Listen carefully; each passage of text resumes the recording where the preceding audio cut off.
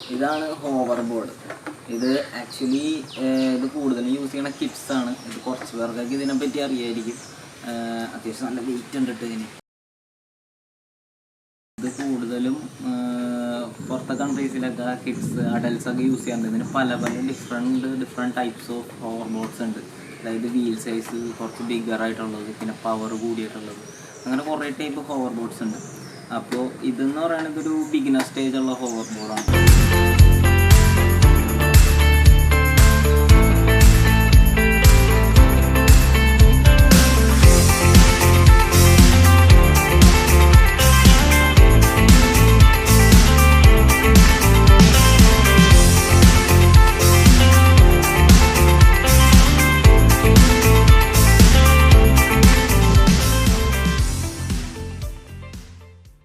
ഞാനൊരു ഫോട്ടോഗ്രാഫി പർപ്പസൊക്കെയാണ്. അതിൽ വീഡിയോസിനാണ് ഇത് കൂടുതൽ യൂസ് ചെയ്യാനായിട്ട് ഞാൻ പ്ലാൻ ചെയ്തിട്ടുള്ളത്.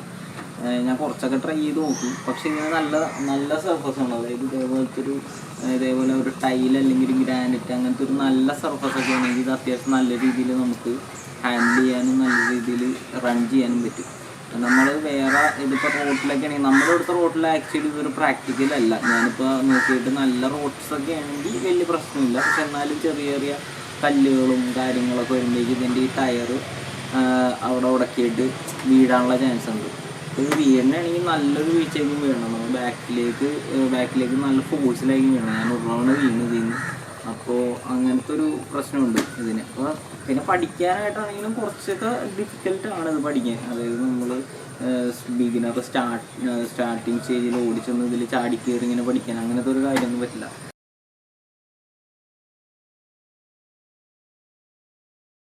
ഇതിലൊരു പവർ ബട്ടണും പിന്നെ ഒരു ചാർജിങ് പോയിന്റും ഉണ്ട്.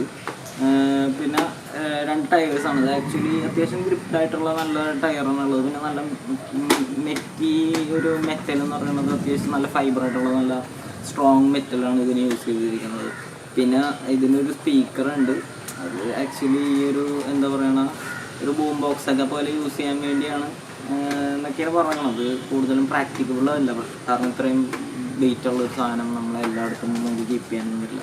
പിന്നെ ഓഫ് കോഴ്സ് ഈ പറയുന്ന കുറച്ച് ഗ്യാങ്ങൊക്കെ ചെയ്തിരിക്കുമ്പോൾ കുറച്ച് പാട്ടൊക്കെ ഇട്ട് ചില്ല് ചെയ്തൊക്കെ ഇരിക്കുക. അങ്ങനത്തെ ഒരു പർപ്പസും കൂടി ഉണ്ട്. ഓൺ ചെയ്യുക, അതിൽ പെയറിങ് ഡിവൈസ് കൊടുക്കുക. എല്ലാം പെയർ ചെയ്യുന്നതല്ല തന്നെ, വേറെ പ്രത്യേകിച്ച് വ്യത്യാസമൊന്നുമില്ല. നേരെ ബ്ലൂടൂത്ത് ഓണാവും.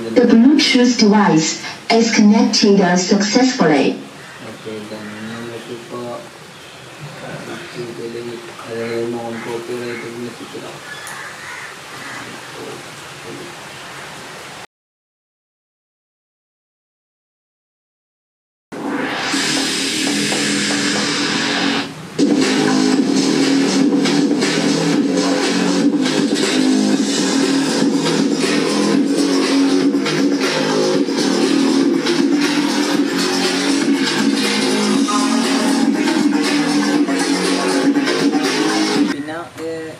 ഇത് ആക്ച്വലി ഞാനിത് യൂസ് ചെയ്യുന്നത് വീഡിയോഗ്രാഫി പർപ്പസിലാണ്. ഞാൻ നേരത്തെ പറഞ്ഞു. അപ്പോൾ അതേപോലെ തന്നെ വീഡിയോഗ്രാഫി പർപ്പസിൽ ഇപ്പോൾ ഞാൻ ഹാൻഡ് ഹെൽഡാണ് യൂസ് ചെയ്യണത്. അത് അല്ലാതെ തന്നെ ഇപ്പോൾ ഒരു ജിമ്പലുള്ള ഒരാളാണെങ്കിൽ ഇത് പഠിക്കുകയും കൂടി ചെയ്താൽ അത്യാവശ്യം നല്ല രീതിയിൽ ഭയങ്കര സ്മൂത്തായിട്ട് നമുക്ക് എടുക്കാൻ പറ്റും. അത് അതേപോലത്തെ സർഫസും വേണം. നല്ല സ്മൂത്തായിട്ട് നമുക്കൊരു വിഷ്വൽ എടുക്കാൻ പറ്റും. അതായത് കുറച്ച് മൂവിങ് ആയിട്ടുള്ളൊരു വിഷ്വൽ. നമ്മൾ ജിമ്പലിൽ ചെയ്യുമ്പോൾ അത്രയും ലോഡ് ഓൾറെഡി നമ്മുടെ കയ്യിലുണ്ട്. അപ്പോൾ അതുകൂടാതെ നമ്മൾ നടക്കുകയും കൂടി ചെയ്യുമ്പോൾ നമുക്കത് ഹാൻഡിൽ ചെയ്യാൻ ബുദ്ധിമുട്ടാണ്. പിന്നെ നമ്മുടെ ഈ ബാക്ക് ബോണിനൊരു പ്രശ്നം തന്നെ ഉണ്ട്. ഇതാകുമ്പോൾ നമുക്ക് അങ്ങനത്തെ വേറെ ഇഷ്യൂസൊന്നുമില്ല. നമ്മൾ ജസ്റ്റ് ചില്ല് ചെയ്ത് ഒരുപാട് നിൽക്കുക, ബാക്കിയുള്ള കാര്യം ഇത് നോക്കിക്കോളും. പിന്നെ അത് മാത്രമല്ല, ഇതൊരു മൈൻഡ് കൺട്രോളിങ്. കുറച്ചങ്ങോട്ട് കഴിഞ്ഞിട്ടുണ്ടെങ്കിൽ ഇത് നമ്മൾ വിചാരിക്കുന്നിടത്തേക്ക് സാധനം പോകും. എന്നുവെച്ചാൽ ഇത് നമ്മൾ പഠിച്ചു കഴിഞ്ഞിട്ടുണ്ടെങ്കിൽ നമ്മളെങ്ങാട് വിചാരിക്കണം അങ്ങോട്ടേക്ക് ഇത് പോകും. എന്നുവെച്ചാൽ അത് അത്രയും ഈസി ആയിരിക്കുള്ളൂ നമുക്ക് മൂവ്മെൻറ്റ് കാര്യങ്ങൾ. അപ്പോൾ നമുക്ക് ഈ വേറെ കാര്യങ്ങളെ പറ്റി ടെൻഷൻ അടിക്കും. അപ്പോൾ നമുക്ക് നല്ല നല്ല വിഷ്വൽസ് എടുക്കാൻ പറ്റും. അപ്പോൾ ഇതിപ്പോൾ ഓണായി വന്നേ ഉള്ളൂ ഇന്ത്യയിലൊക്കെ. ഇത് പുറത്തുള്ള കൺട്രീസിലൊക്കെ ഇത് ബാൻഡാണ്. ദുബായ് അങ്ങനത്തെ പുറത്തുള്ള കൺട്രീസിലൊക്കെ ഇത് ആക്ച്വലി ബാൻഡാണ്. ഇത് റോട്ടിൽ കുറേ പേര് യൂസ് ചെയ്തിട്ട് കുറേ ആക്സിഡൻറ്റ്സ് ഉണ്ടായി എന്നൊക്കെ പറയുന്നുണ്ട്. അപ്പോൾ അതുകൊണ്ട് പുറത്തൊക്കെ ബാൻഡാണ്. ഇന്ത്യയിൽ ഒരു വലിയ പ്രശ്നമില്ല. എന്നാലും ഇത് അധികം ആൾക്കാരത് യൂസ് ചെയ്യാറില്ല. അപ്പോൾ ഇത് Bluetooth mode. The Bluetooth device is ready to pair. ഓണാക്കുമ്പോൾ ഇതൊരു കമാൻഡ് വരും, ജസ്റ്റ് ഓണായി എന്നുള്ളത്. പിന്നെ അത് മാത്രമല്ല, ഇത് നമ്മൾ കയറുമ്പോൾ, അതായത് സ്റ്റാർട്ട് ചെയ്ത് നമ്മൾ കയറുമ്പോഴേക്കും ഇവിടെ ഒരു ഹാൻഡിലുണ്ട്, അതായത് നമ്മളിത് പിടിക്കാനായിട്ടുള്ള ഹാൻഡിൽ. അതാണ് ആക്ച്വലി ഇതിൻ്റെ ഫ്രണ്ട് പോർഷൻ. നമ്മൾ ഇത് ബാക്കിലേക്കാണ് നമ്മൾ കയറണമെങ്കിൽ, അതായത് ഇത് നമ്മൾ ശ്രദ്ധിക്കാതെ നേരെ തിരിഞ്ഞിട്ടാണ് കയറണമെങ്കിൽ നമ്മൾ ഉറപ്പായിട്ടും വീഴും. കാരണം ഇതിൻ്റെ ബാലൻസിങ് ഫുള്ള് ഈ ഒരു വിഷ്വലിലായിരിക്കും ഫുള്ള് ഇതിരിക്കുന്നത്. നമ്മളെപ്പോഴും അത് ഒന്ന് ശ്രദ്ധിക്കുക. ഹാൻഡിൽ ഇരിക്കുന്ന ഭാഗമായിരിക്കും ഇതിൻ്റെ ഫ്രണ്ട് പോർഷൻ. പിന്നെ നമ്മൾ നേരെ റൈറ്റിലേക്ക് കയറുക, ലെഫ്റ്റ് കയറുക. സ്റ്റേബിൾ ആവണതിന് കുറച്ച് പ്രാക്ടീസ് വേണം. അതായത് ഞാൻ എന്തോരം പറഞ്ഞാലും നിങ്ങൾക്കത് മനസ്സിലാവണമെന്നില്ല. ഇത് അത്യാവശ്യം നല്ല ഡേഞ്ചറസ് ആയിട്ടുള്ളൊരു സാധനമാണ്. ഇതിൽ നിന്ന് വീണ് കഴിഞ്ഞിട്ടുണ്ടെങ്കിൽ നല്ല ഇഞ്ചുറീസ് പറ്റാൻ ചാൻസ് ഉണ്ട്. യൂട്യൂബിലൊക്കെ ഉണ്ട് ഇതിൻ്റെ കുറേ ആക്സിഡൻറ്റ്സ് പറ്റിയേക്കുന്ന വീഡിയോസ് കാര്യങ്ങൾ, നമുക്ക് ചെക്ക് ചെയ്താൽ മനസ്സിലാവും. അപ്പോൾ പിന്നെ ഇതൊരു നമ്മുടെ ഫൂട്ടിൻ്റെ ഒരു മൊമെൻറ്റത്തിലാണ് ഇതിൻ്റെ വർക്കിങ് കാര്യങ്ങളെല്ലാം പോകുന്നത്. നമ്മുടെ ഫ്രണ്ടിലെ ഈ ഒരു വിരലിൻ്റെ ഭാഗം നമ്മൾ താത്തുമ്പോഴേക്കും ഓട്ടോമാറ്റിക്കലി ഈ വണ്ടി ഫ്രണ്ടിലേക്ക് പോകും. ദെൻ ഈ ഫൂട്ടിൻ്റെ ബാക്ക് പോർഷൻ നമ്മൾ ബാക്കിലേക്ക് ജസ്റ്റ് ഒന്ന് സ്ലൈഡ് ചെയ്യുമ്പോഴേക്കും, ജസ്റ്റ് ഒന്ന് സ്ലാൻഡ് ചെയ്യുമ്പോഴേക്കും ബാക്കിലേക്കും വരും. അതാണ് ആക്ച്വലി ഇതിൻ്റെ വാക്കിംഗ് എന്ന് പറയുന്നത്. പിന്നെ ഇത് നമ്മൾ എന്തോരം പറഞ്ഞാലും ഇത് മനസ്സിലാവും. ഇത് എക്സ്പീരിയൻസ് ചെയ്ത് തന്നെ ഇത് ചെയ്യണം. പിന്നെ ഫസ്റ്റ് തന്നെ ചാടിക്കയറി എല്ലാം ചെയ്യാൻ പറ്റും എന്നുള്ളൊരു ഇതിൽ ആരും ചെയ്യരുത്. എന്ന് വെച്ചാൽ ഇത് നല്ലൊരു ആക്സിഡൻസ് ആയിരിക്കും പറ്റണത്. നമ്മുടെ പുറം അടിച്ചായിക്കോളൂ താഴെ വീഴുന്നത്. അതാണ് എൻ്റെ ഏറ്റവും വലിയ പ്രശ്നം.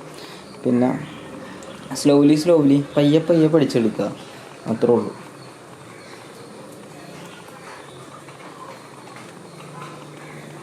പിന്നെ ഇത് പഠിച്ചു കഴിഞ്ഞാൽ ഭയങ്കര ഫണ്ണാണ്. നമുക്ക് യൂസ് ചെയ്യാനൊക്കെ നല്ല രസമായിരുന്നു. ഇത് വെച്ച് നമുക്ക് യൂസ് ചെയ്യാനും കാര്യങ്ങൾക്കൊക്കെ കിഡ്സിനൊക്കെ ഭയങ്കരമായിട്ട് ഇഷ്ടപ്പെടും. പിന്നെ ഞാനിപ്പോൾ എൻ്റെ ക്യാമറയിൽ ഞാൻ തന്നെയാണ് ഇതിപ്പോൾ ഷൂട്ട് ചെയ്യുന്നത്. അപ്പോൾ ഞാൻ ഇതിപ്പോൾ ചെയ്ത് കുറച്ച് പ്രാക്ടീസായി. അതുകൊണ്ടാണ് ഈ ക്യാമറയിൽ ഞാൻ തന്നെ ഇത് ഷൂട്ട് ചെയ്യാൻ കാരണം. അല്ലെങ്കിൽ ക്യാമറയൊന്നും വെച്ച് ആരും സ്റ്റാർട്ടിങ്ങിൽ തന്നെ കയറരുത്, സൂക്ഷിച്ച് ചെയ്യുക.